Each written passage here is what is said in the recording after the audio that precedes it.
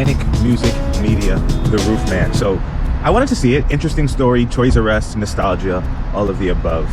And I will say The Roofman started off as like a pretty decent movie that had a very, very cool story. And what I mean by that is, like, in the beginning of the film, it was suitable. It was telling us the story. It was giving us nostalgia. It was doing its job. But I wasn't exactly extremely impressed. But I will say that by the end of the film, that entirely changed. And I think it turned from a good film to a great film. And I think part of the reason why it was a good film in the beginning was that the pacing was kind of like basic, a little rudimentary.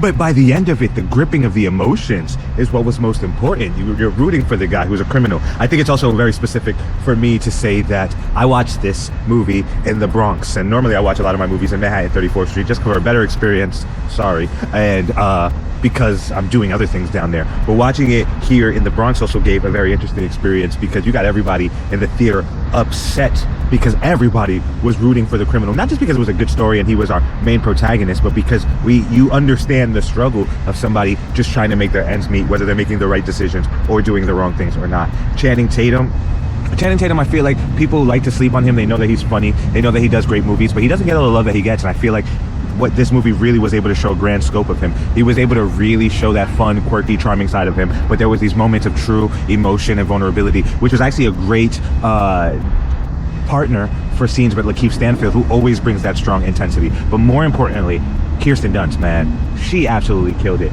You forget why she's so good at being Mary Jane, and it's because she makes these subtle things where you know what she's thinking. And there's a part of this movie where her fucking cheeks quiver as the camera just lays on her, and it's completely incredible. So it's completely worth it to go see. You should definitely spend your time on it. I like fun movies like this where it feels like an old movie from the 90s, but what sets it apart is the true emotion of it. Great. Manic Music Media, The Roofman. Switch. Leave a comment, press subscribe, Switch. share with a friend, leave a like. Switch. Switch.nyc. Switch. Switch.life. Switch. Switch.nyc. Switch. Switch.life. It's hot. Who? Switch.